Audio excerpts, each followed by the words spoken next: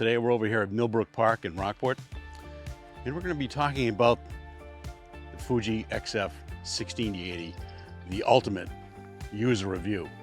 Because I've got about 8 months worth of photographs to show you, and believe me, this lens is a lot better than people think it is. So, on to the review.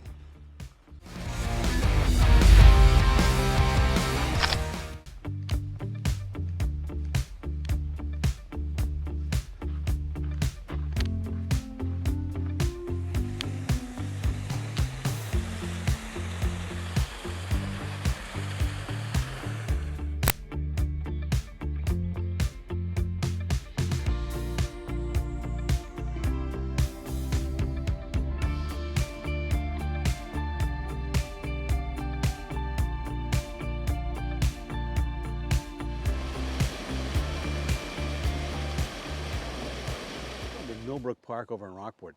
Today we're going to be using the 16-80 just a little bit for some things that I haven't done, which is close-ups and some really slow shutter speeds to see if I work. We'll be doing it all handheld.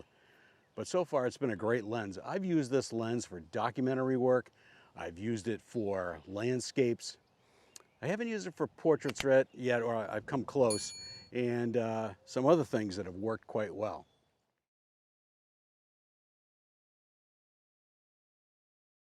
These first few images are all taken at 16 or 24 in a full frame camera, and it really shows off how good this lens is at 16. I've totally enjoyed it, and I like shooting wide open at 16. But for the landscape stuff, I've tried to do it at f13, f8, something in that range. But I've really enjoyed this lens for documentary work as well. As you can see in this picture here, wide open. It's been great. Same with this image here, wide open at 16. Great stuff. I really enjoy it. And of course, out in the weather, the lens got soaked as well. In this next group of images, we're seeing this lens being used at longer focal lengths, most of them all the way out at 80 or real close to 80, and which is 120 in the full frame vernacular. And as you can see, some of these are also shot at f4. I like shooting wide open, what can I say? And believe it or not, this lens really performs at 80. I have no trouble with it at all, and I don't know where people find there's a huge problem with it being soft and out of focus, because I don't find it that way at all. So like I said, I've really enjoyed using this lens all the way out at 80 because it does such a beautiful job.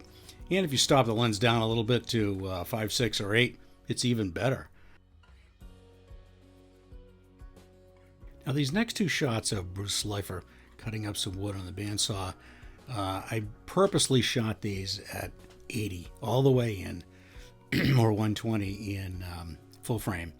And I also shot them at 1/100th of a second, which is supposed to be when shutter shock shows up. And you can see here, I see no evidence of shutter shock at all. They are tack sharp. So today the things I'm going to be looking at are doing some close-ups and some slow shutter speeds. And I'm going to be looking around this pond for some interesting pictures. We've got a waterfall over there that should work quite well for this.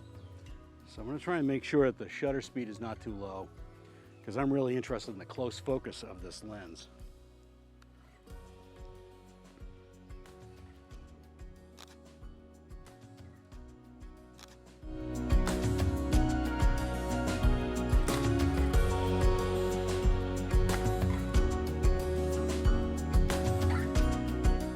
On this little flower right here, all the way out at 80.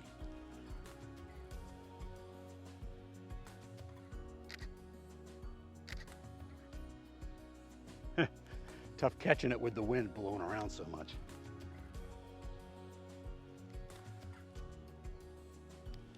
Nice light here. Put it on continuous. There we go.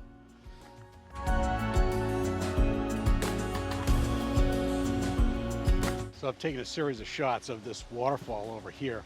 I started out a 1/4 of a second, went to 1/8 of a second, then I think 1/10 of a second, somewhere in that range. Used the polarizer to slow down the shutter speed a little bit because it was getting up there. The f-stop was getting up there. I got it up to f11, and I'm shooting it at 80th of a second. So I'm pretty sure it's gonna. I've looked at it in the viewfinder, and it looks pretty darn sharp at a 10th. Quarter of a second, I'm not really sure.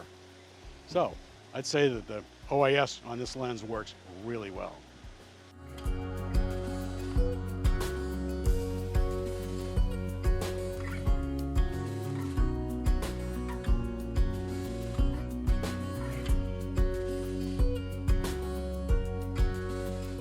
So that's it for the ultimate 16 to 80 review. I've shot with this lens for the past 8 months. I've done everything from documentary work, news work, photojournalism type stuff. And I've also done a lot of landscape work too. I really enjoy this lens a lot. I can't find any fault with it at all. Some say it's soft around the corners, and in my original review, I said at 80, all the way out, maybe a little bit soft in the corners. But in real world use, you don't notice it at all. I don't know, it's up to you.